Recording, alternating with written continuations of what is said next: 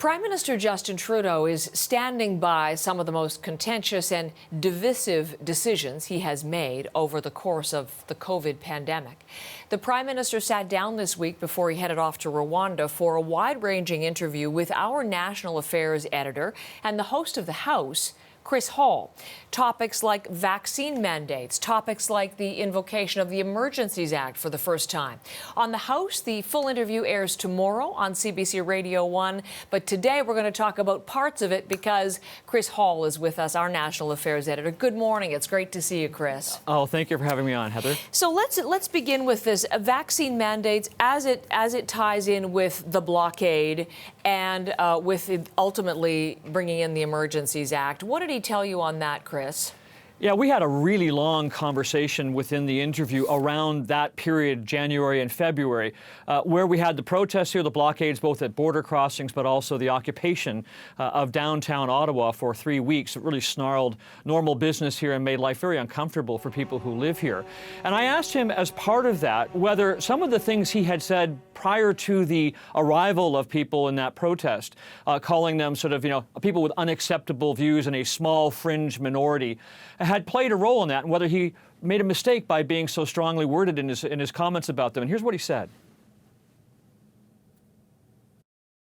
I will always call out unacceptable rhetoric and hateful language wherever I see it. And you will remember in the last election, we saw an awful lot of it during the campaign from people who, and we're not talking about, and I was never talking about people who are hesitant towards a vaccine, but trying to be reasonable about it and trying to stay safe. My point was that there are people who are deliberately trying to stir up hate and intolerance and misinformation, and we do need to call out those folks. So as you heard, Heather, he is not apologizing for those remarks, nor does he think that he made a bad decision. The subtext to a lot of this is his concern about the amount of disinformation, primarily on social media, that dealt with things like the mandates for vaccines. And in the end, as we know, nearly 83% of Canadians are fully vaccinated now. So we'll see how that ends up playing out, because we are now expecting more demonstrations, including next weekend here in Ottawa over the Canada Day long weekend. Yes, indeed, keeping a very close eye on what happens over Canada Day. You used an interesting phrase there, Chris, that he's not apologizing for that.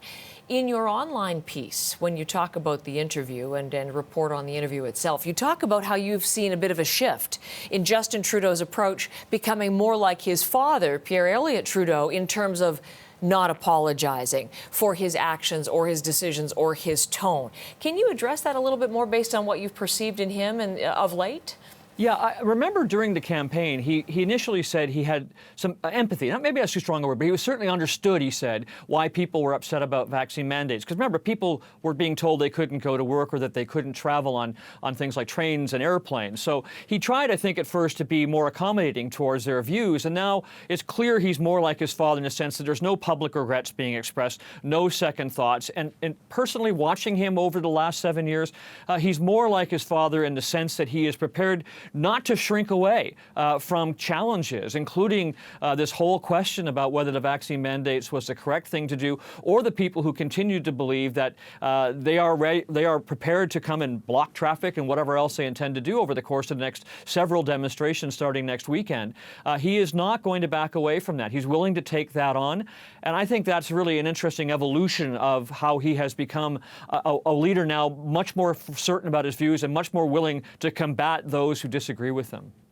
How long the leader, though? There's a lot of writing going on right now from political journalists and political columnists that he's acting like a leader for whom the end is nigh, or this is the end of the decline of the Trudeau era. As you spoke to him, did you talk at all about what's next and what might the future look like? Yeah, I absolutely did. Does he want to stay on? And his answer, of course, is, I guess you might expect, was yes.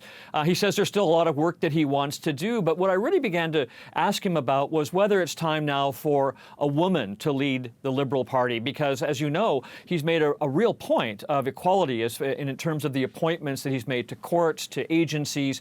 And I asked him whether it was time for someone for him to put his voice behind having a next leader being a woman. He didn't want to go there. He said that will will be up to the Liberal Party membership. But in any event, he said, look, I'm not there yet. There's still much work to do. He has this agreement with the New Democrats until 2025. We'll see if that lasts. But clearly he is indicating publicly that he intends to stay on and he's willing to fight the next election, no matter who the next Conservative Party leader is. And we know that person will be chosen in September. Chris, thank you so much for today. We will be listening and reading. I'll direct people to where they can see more, but thanks for your time with us today. Our National Affairs Editor, Chris Hall. Online, the piece on the interview with the Prime Minister is up at CBCNews.ca. And the House, the full interview, airs tomorrow on CBC Radio 1 at 9 a.m., 9:30 in Newfoundland.